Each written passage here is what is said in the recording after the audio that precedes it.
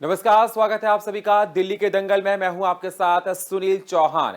दिल्ली के दंगल में हर रोज बीजेपी और कांग्रेस की ओर से सत्ता पर काबिज आम आदमी पार्टी को गिरने के लिए दांव चला जा रहा है। एक तरफ कांग्रेस ने जहां श्वेत पत्र जारी कर केजरीवाल को फर्जीवाला की संज्ञा दी, वहीं बीजेपी ने महिला सम्मान योजना और संजीवनी योजना पर आम आदमी पार्टी को घेरा। सारी खबरों में से हम आपको खास कार्यक्रम दिल्ली के दंगल में रूबरू कराएंगे।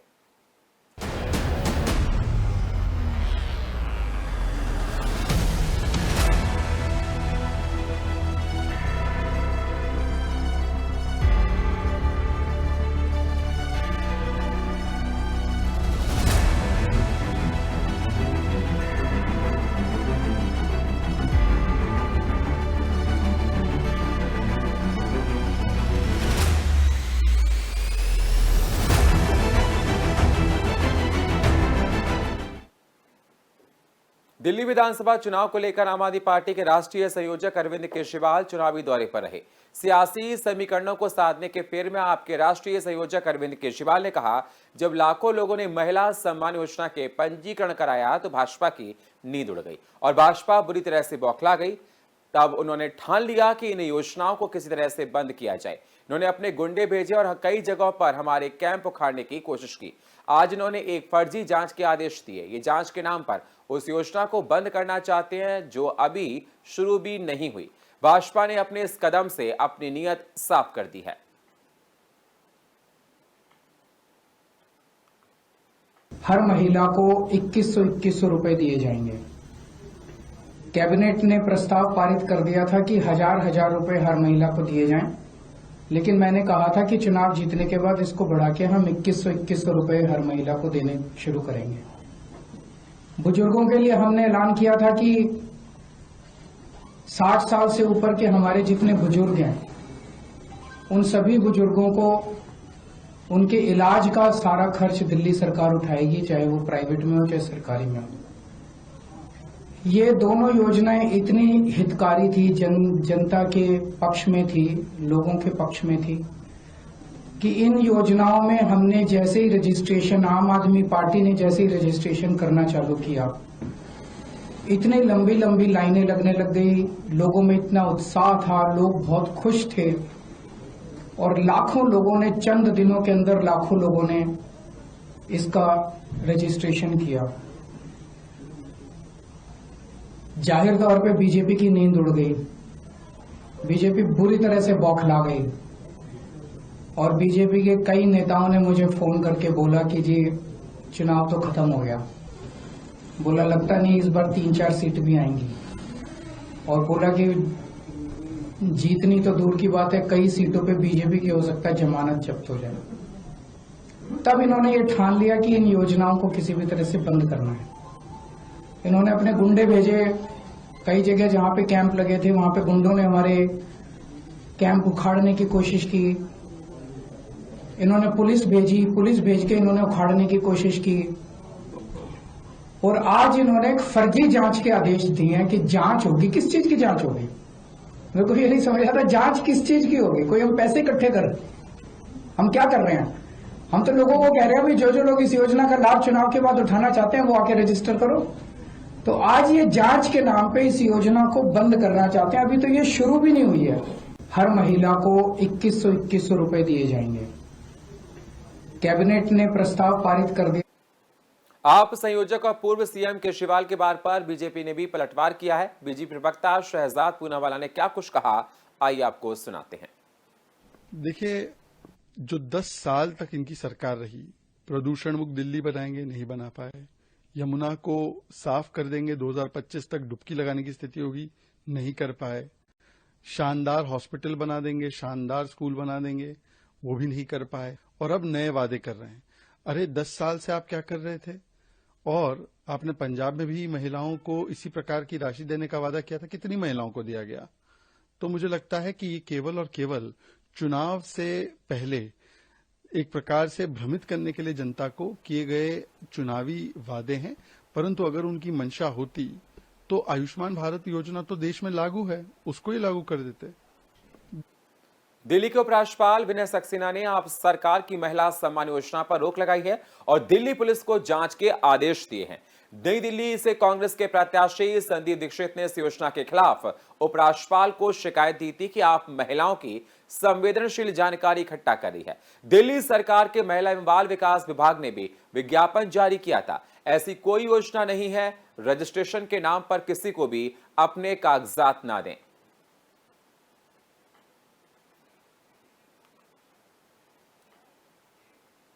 दिल्ली की राजनीति में चुनावी रणभेरी बच चुकी है और कांग्रेस आम आदमी पार्टी के बीच सीटों की लड़ाई अब दिलचस्प मोड़ पर आ गई है।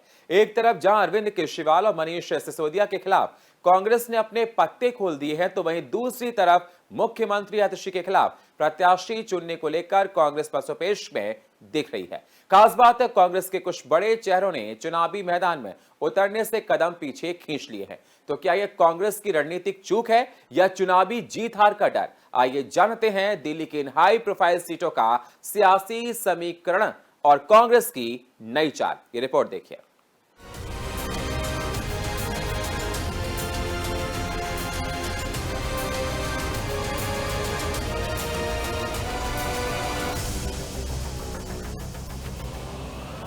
दिल्ली के चुनावी अखाड़े में मुकाबला अब दिलचस्प हो चला है। एक तरफ आम आदमी पार्टी अपने किले को मजबूत बनाए रखने की कोशिश में जुटी है, तो वहीं दूसरी तरफ कांग्रेस अपने पुराने तेवरों के साथ वापसी का दावा कर रही है। अरविंद केजरीवाल, मनीष सिसोदिया और आतिशी जैसे बड़े चेहरे निशाने पर है।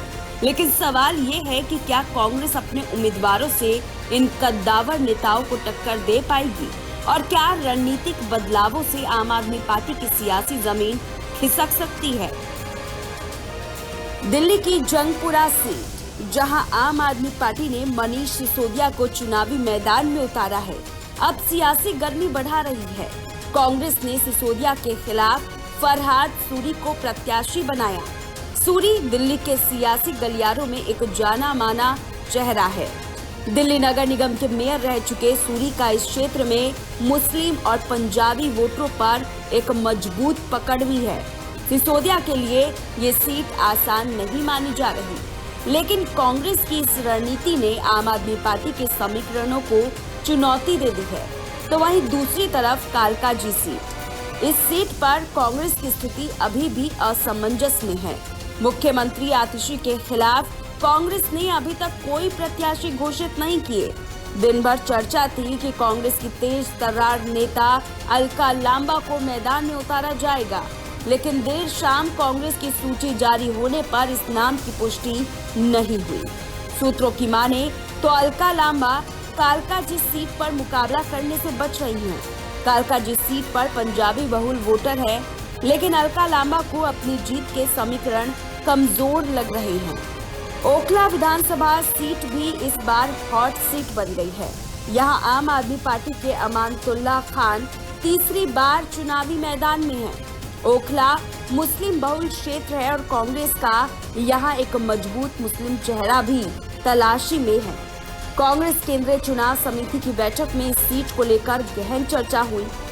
इसरत जहां, आरफा खान और अरीबा खान जैसे 3 नाम सामने आए। इनमें इसरत जहां CAA NRC आंदोलन से चर्चा में आई थी, जबकि अरीबा खान पूर्व विधायक और आसिफ मोहम्मद खान की बेटी है। कांग्रेस किस नाम पर दांव खेलेगी, ये अभी भी साफ नहीं हो पाया है। दिल्ली की राजनीति की सबसे हाई प्रोफाइल सीटों में से एक है नई दिल्ली, जहां कांग्रेस ने अरविंद केजरीवाल के खिलाफ संदीप दीक्षित को उतार दिया है। दीक्षित कांग्रेस के वरिष्ठ नेता शीला दीक्षित के बेटे हैं और इस सीट पर कांग्रेस का एक मजबूत चेहरा भी है। इस रणनीति के जरिए कांग्रेस ने संकेत दिया है कि वो इस बार आम आदमी पार्टी को हराने के लिए पूरी ताकत झोंकने वाली है। दिल्ली की चुनावी जंग में सियासी समीकरण पल पल बदल रहे हैं। कांग्रेस अपने पत्ते खोल रही है, लेकिन क्या वो अरविंद केजरीवाल, मनीष सिसोदिया और आतिशी जैसे बड़े नामों को चुनौती दे पाएगी या फिर आम आदमी पार्टी अपनी पकड़ बरकरार रखेगी? दिल्ली की ये सियासी जंग न केवल रोमांचक है, बल्कि भविष्य की राजनीति का बड़ा संदेश भी देने वाली है। अब देखने वाली बात ये है कि कौन बाजी मारेगा और कौन पीछे छूटेगा। ब्यूरो रिपोर्ट, देश न्यूज। दिल्ली विधानसभा चुनाव को लेकर सभी पार्टियां अपनी अपनी रणनीति बनाने में जुट गई हैं। एक तरफ आम आदमी पार्टी महिलाओं, बुजुर्गों और दलितों के लिए चुनावी वादे कर रही, वहीं दूसरी तरफ बीजेपी और कांग्रेस आप सरकार की नाकामियों को गिनाने में जुटी है। इसी बीच दिल्ली कांग्रेस के अध्यक्ष देवेंद्र यादव और अजय माकन ने श्वेत पत्र जारी कर तीर से दो निशाना साधा है। दिल्ली की आप सरकार और केंद्र की बीजेपी सरकार के खिलाफ कांग्रेस ने अपने श्वेत पत्र का शीर्षक दिया, मौका मौका हर बार धोखा। प्रदेश अध्यक्ष देवेंद्र यादव ने कहा कि पिछले 11 वर्षों से बीजेपी और आपकी सरकारें दिल्ली में हैं, लेकिन विकास कार्य ठप हो गए हैं। उन्होंने आरोप लगाया अरविंद केजरीवाल ने दिल्ली वासियों को झूठे सपने दिखाए हैं और शहर की स्थिति को बदहाल कर दिया है। ये रिपोर्ट देखिए।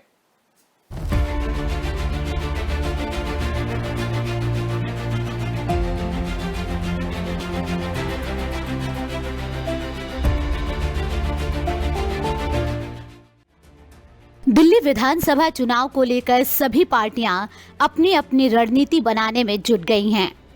एक तरफ आम आदमी पार्टी महिलाओं, बुजुर्गों और दलितों के लिए चुनावी वादे कर रही है, वहीं दूसरी तरफ बीजेपी और कांग्रेस आम आदमी पार्टी की सरकार की नाकामियों को गिनाने में जुटी हुई हैं। इस बीच दिल्ली कांग्रेस अध्यक्ष देवेंद्र यादव और कोषाध्यक्ष अजय माकन ने श्वेत पत्र जारी कर एक तीर से दो निशाना साधा है।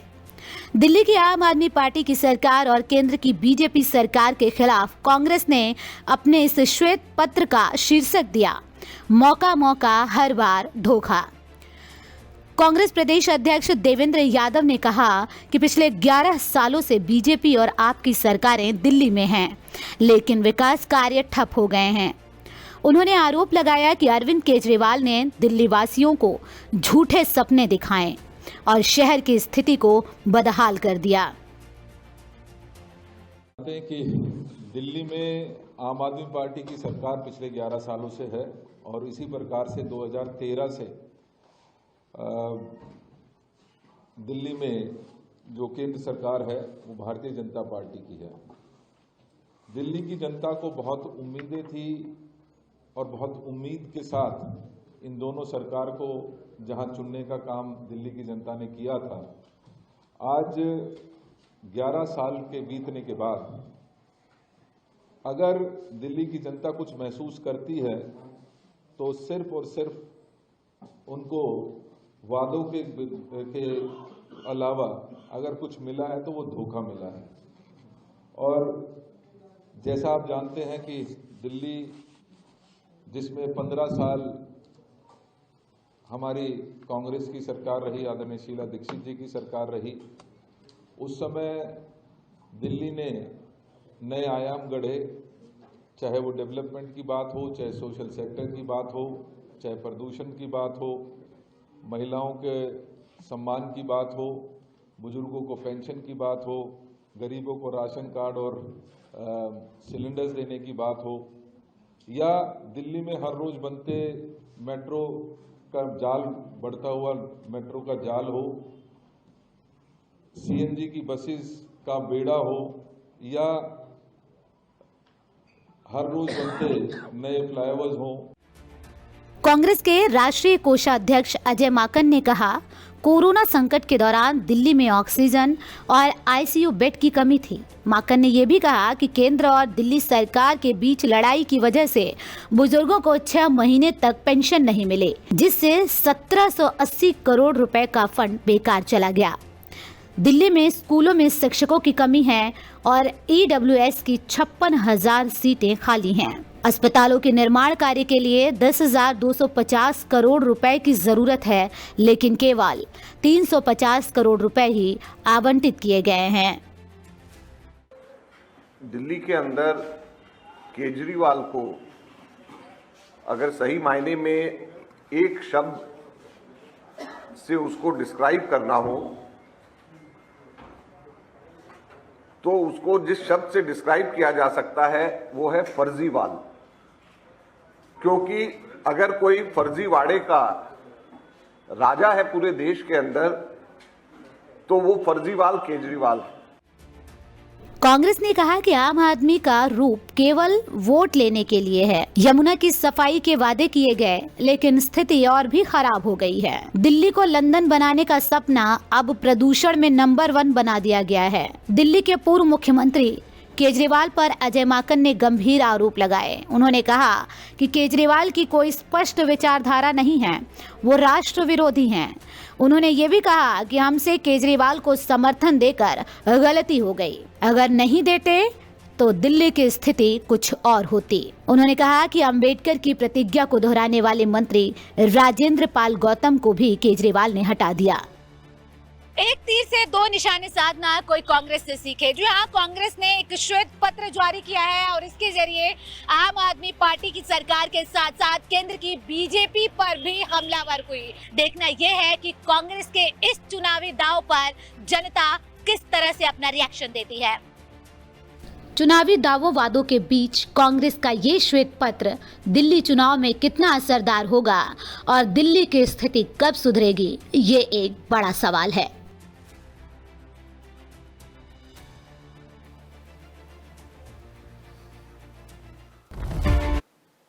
दिल्ली में विधानसभा चुनाव से पहले आरोप प्रत्यारोप का दौर जारी है। बुधवार को पूर्व बीजेपी सांसद प्रवेश वर्मा के घर महिलाओं की भीड़ देखी गई।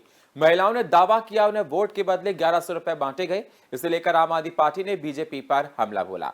सीएम आतिशी ने कहा कि प्रवेश वर्मा महिलाओं को 1100 रुपए बांट रहे हैं, उनकी गिरफ्तारी होनी चाहिए। रिपोर्ट देखिए।